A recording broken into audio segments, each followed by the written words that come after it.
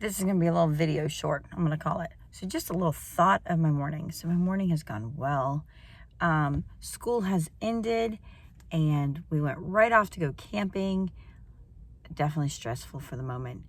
And as schools come to an end and never experiencing with my kids really a full school year and being kind of integrated into the school system, I had an epiphany.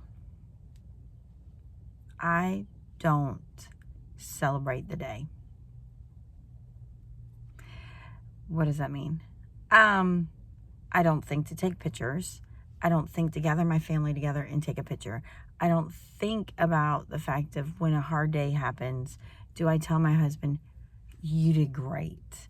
Am I taking the time to celebrate the achievements with my kids, my family, with me?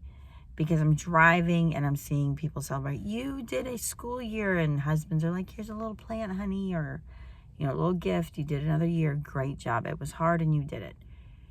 And I'm realizing my lack of it. I don't have reasons why. I'm not going to tell you my reasons why is why you don't or anything like that. What I've come to realize is, one, my life has been a struggle bus, and that's something that's been hard. I didn't expect my life to be a struggle bus. And when I say struggle bus, just the housing situation has always been difficult. And I never grew up with a difficult housing situation. But, moving into a house that then flooded, that had mold, being kind of unsettled, moving into a camper. No, we moved into a camper. We moved into a tiny house. And I hate to say it, I know people are loving the tiny house movement, but with 6 kids and there's 8 adults or 8 people, tiny house is miserable house. And there's always been this like constant hurdle I felt like we were going through. And I'm so sorry, I'm holding my phone. I'll tell you what I'm doing in just a second. So I feel like because of that, I gotta take my glasses off, they're fogging up. I just got done doing a walk. Because of that, I got so caught up in the struggle of life that I forgot to celebrate the joy in life. And I have to say, spending the year at school this year has been very helpful. I've also realized being at home homeschooling and just the way life became and having so many kids, I became very isolated. I knew I was isolated, and I knew I was always looking for like my pack or my tribe. And I'm like, okay, you guys, thanks for a great year of teaching. See you later. I'm going home. I began having serious anxiety attacks. And my coworkers are like, baby, you found your tribe. You found your people. You're going to have a hard time because we're your people. And I'm going to cry. I don't want to cry. I've been waiting for that. I've been waiting for that big time. And just having that sense of acceptance. I mean, and listen, there's been me and another one have been bickering and fighting like cats and dogs or siblings. Like once the kids leave and in the building, because it's kind of fun in the 6th grade building, 6th and 7th, they have electives. And so it is the teachers building, 6th and 7th period. So we kind of become bickering. It becomes the bicker show. But we did it for like 2 or 3 days because we're both struggling with something. And it's like after, we'll bicker a little bit. And it's like, you're my number one. We're good. You're number one. We're good. And then we'll get back to bickering. And so it's been kind of hilarious. And at the same time, it actually was more of a deepening friendship because of it. I didn't expect. So I'm going through this whole count, and it's making me this opportunity to reflect and realize, or reflect watching and going, I want that. I want that. I want that. And I want it with my kids.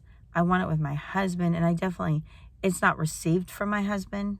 So I don't know if this is learned behavior, because I look back and he wasn't celebrating the things ever. And I realized I just lost it. It just went out. So I'm trying to find the way to celebrate, even if it's just like, I have to take a picture. This is important, you know, and I'm not really good at that. And I know this sounds crazy. Some of you are probably like, what? Trish, you have lost your mind. This is normal stuff you do. Why are you not being normal? I've lost my ability to celebrate it. I forget. I think about, I'm like, yeah. And I treat it as any other day.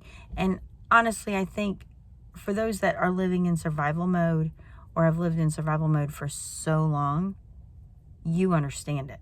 You know where I'm coming from. And I think the school does a really good job at setting like these little milestones, or let's have an award ceremony. I'm so not used to award ceremony, and I'm so not good at like the chaos and learning. I didn't go to a single one of my little kids' award ceremonies. I was that mom. Never in my life did I think I was that mom. I was too busy. Mostly I didn't know about them until the last minute. So I didn't go.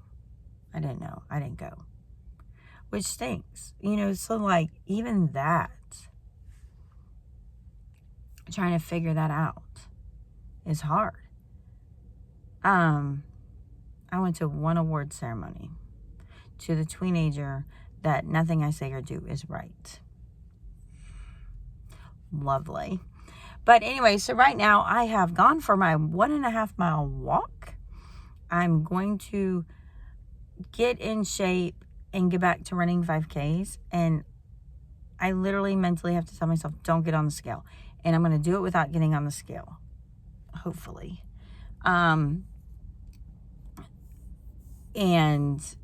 we're camping. So it was a beautiful place, like the campground. We're literally camping within like 15-20 minutes of where we live, which is nice. So I'm my normal Walmart, and I've come in here to get some fruit and donuts and eggs. So I'm going to get on that. Tell me if this is your struggle, if this is not your struggle.